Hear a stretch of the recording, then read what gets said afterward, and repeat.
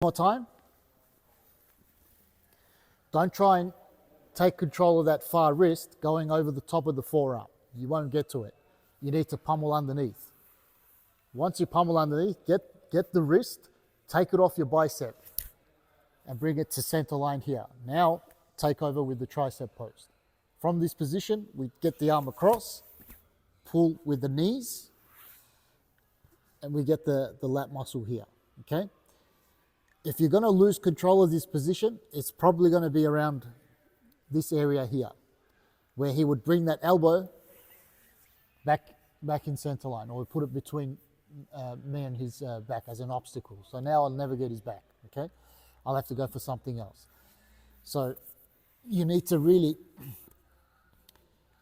analyze this situation here where you take control of his arm. So once you get the arm across, you need to maintain that arm across, okay? He's gonna try and come back all the time. So if you have any room here, see how I'm flat on my back here? It's pretty narrow here, so he can easily take his arm out from this position. See that? Come back. Look what happens when I roll onto my side. I'm a lot wider. Now he tries to take his arm out, he runs into my rib cage, my stomach here, okay? But even so, here, it may not be enough, okay? If I rush it here, try and crawl to his back, he'll seize the moment, bang, take his arm out again. So, and the way he does that is he builds a bit of height. See how he's pushing off the left hand on the ground here? He's building a bit of head height position here to make room for his elbow, okay? This is not what I want. I need to have my head positioning above his head position, okay? You can see here, he's got the height advantage. Why? Because look at the left hand. It's posting on the ground. So what I'm gonna do with the lat, I'll transition towards his tricep, like so. And now start pulling that elbow in, okay? Getting that hand off the ground. As I'm doing this, I'm climbing my legs up high too, here. And now you can see how my hips, my stomach and hips is wedged behind these triceps. He tries to take his arm out now, no way. He tries to put this hand on the ground to get head height.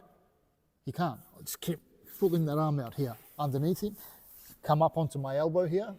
Now, who's got the height advantage? I do. So from here, I can start taking the back. Okay. Okay, so I want you guys to really pay attention to that area. Where I'm talking about is once you get the arm across, stay behind that tricep and take your time. Don't rush taking the back from there. Just because you got the arm across doesn't mean the back control is just granted to you, okay? There's still a little bit more work to do there, okay? You get the arm across, you need to work to keep it across. How? Let's see one more time. Here, you take the arm across. This is where the work starts, guys, okay?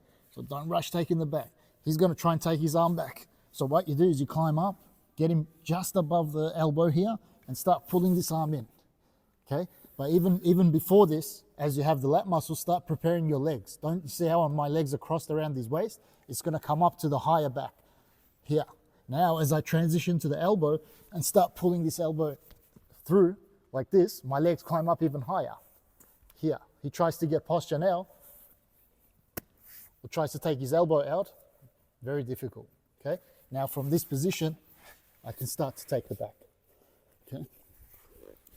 Break him down onto his side and start our back control sequence. Let's hit it.